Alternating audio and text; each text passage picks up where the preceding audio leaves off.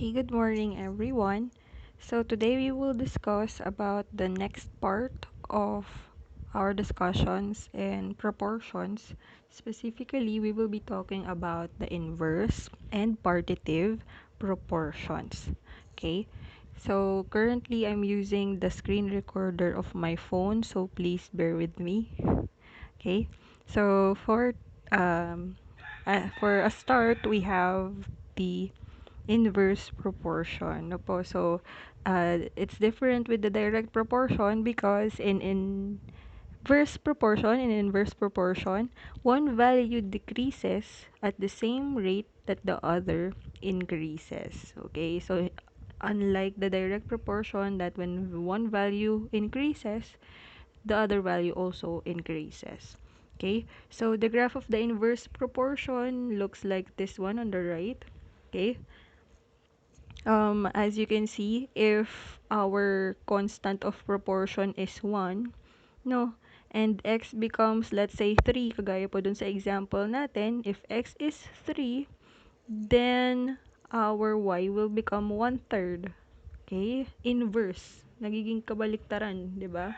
Kung halimbawa, ang constant natin is still 1, and our x becomes 5, no, if x is 5, then the y will be 1/5. Kaya ganun siya kaliit.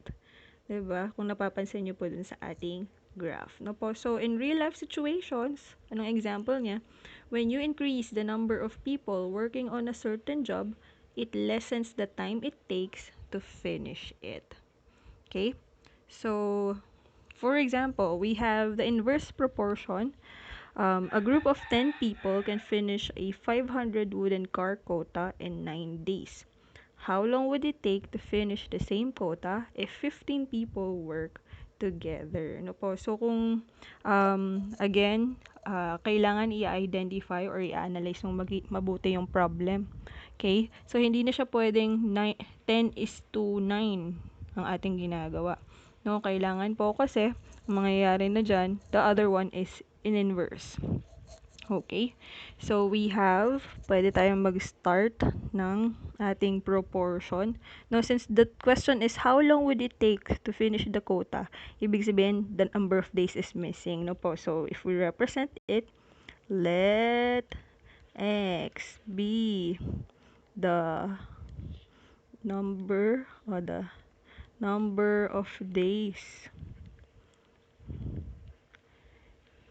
it would take 15 people to finish the job together. No po? So, when we make our proportion, we have 10 people, pwede 10 people ang una natin, is to, hindi pwedeng 9 na ilagay natin dito. We are to write the rate. No po? Ang rate ng work nila, we have one job over the course of 9 days.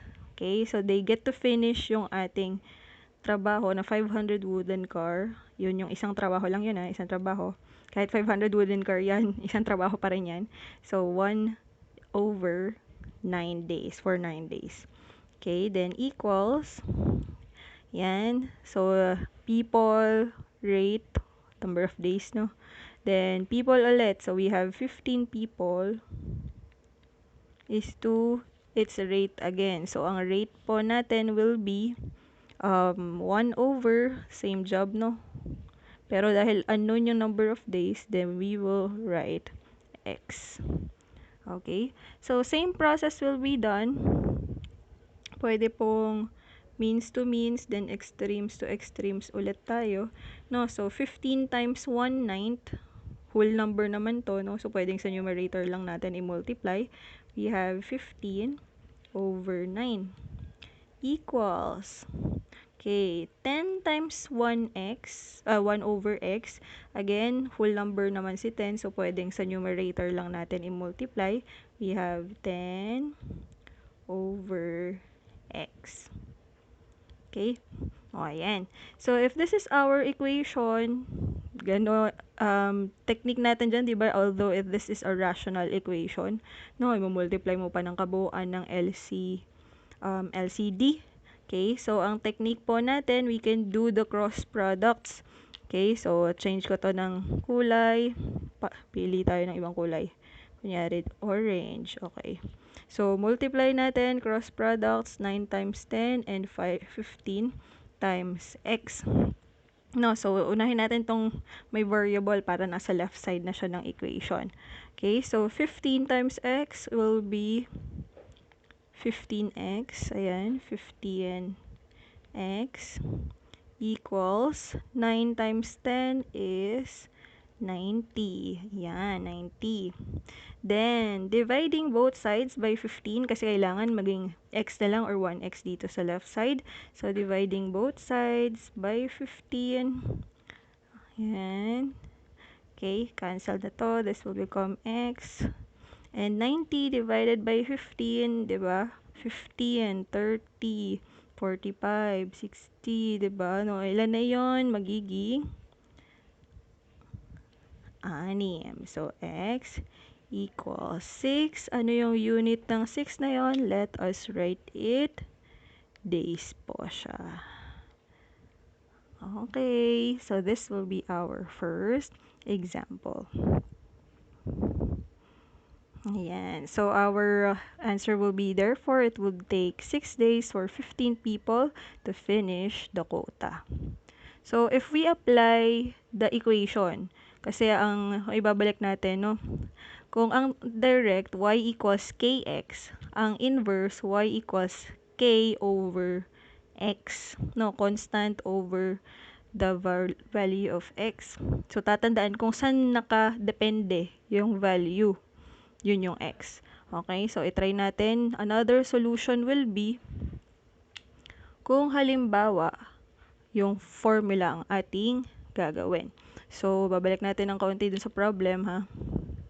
Okay, so our problem again, 10 people can finish the 500 wooden car quota in 9 days. So, the number of days depends on the number of people. So, kung ang gagamitin natin ay equation, y is equal to, okay, wait lang. Y equals sandali, tataas ko lang tong recording. Ay, ano to? Undo muna natin. K over x, ayan. Since the number of days depends on the number of people, so yung x natin, k will stay the same. X will become 10. Number of days ay 9. Based yan sa first sentence natin sa problem. So, multiply po, 10 times 9, therefore, our constant is 90. Okay? Ayan. Okay? So, this is our constant. Now, applying the constant to our equation ulit, y equals 90. No? Ang given na natin dito is the number of people sa second part ng problem. If you have 15 people, no, gaano katagal daw? So, yung 90, divide by 15. Okay? Therefore, y is equal to, ganun pa din naman nalalabas sa sagot. Y is equal to 6. Okay? So, we have 6 days. Okay.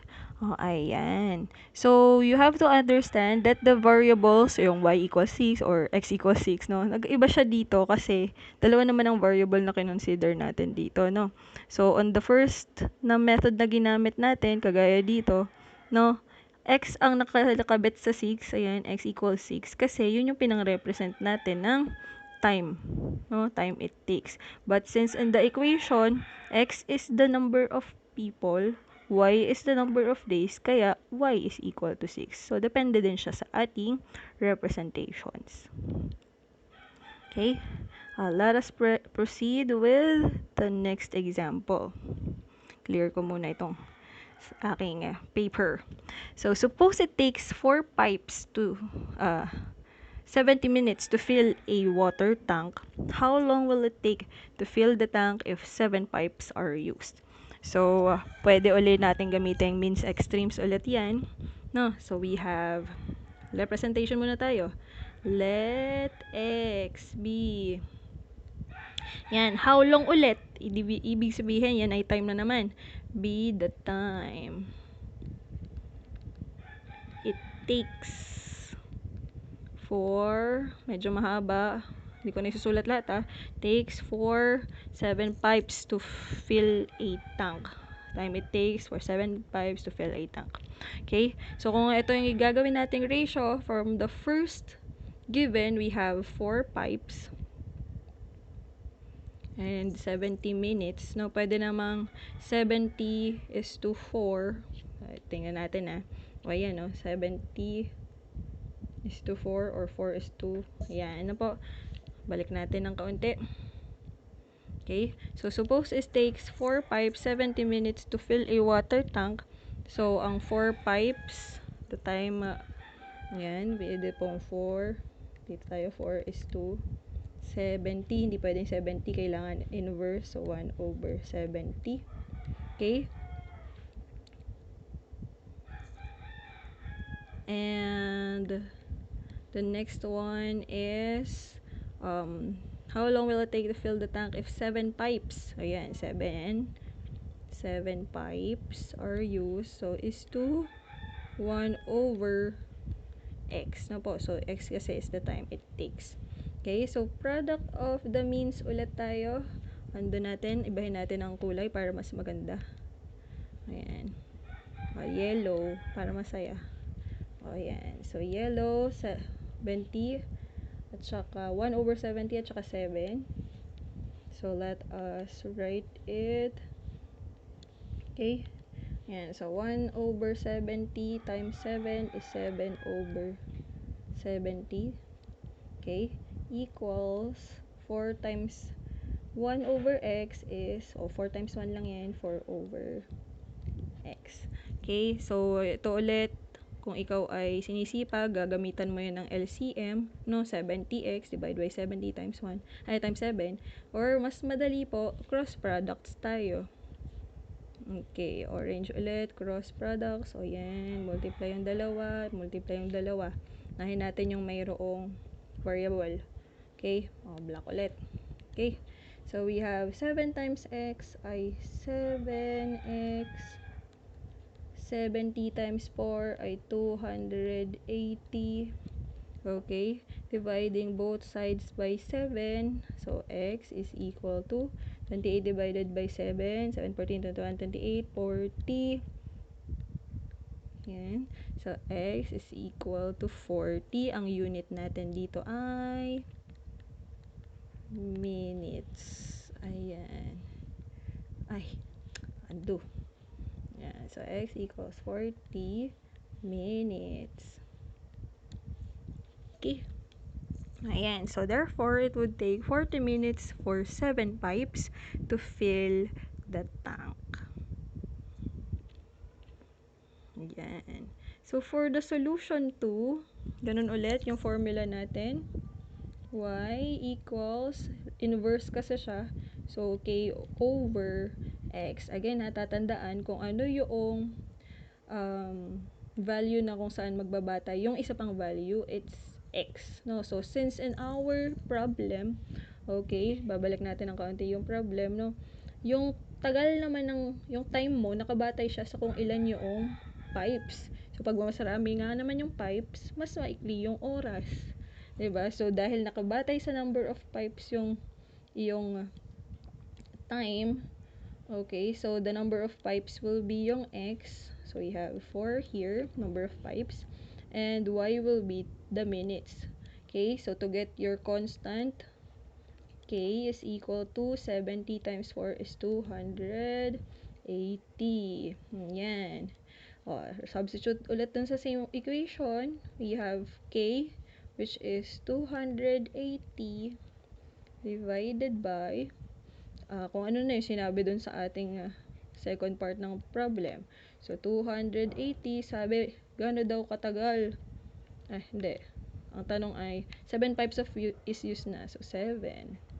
Okay, so y is equal to 28 divided by 7 is 4. Bring down yung 0. So, ayun din naman yung lalabas sa sagot. 40 minutes. Ayan. Okay, so same lang naman po yung lalabas sa ating process. Okay, so whatever operation or method you use, okay lang po, gamitin nyo po siya. Okay, so for the next video, we will have partitive proportion.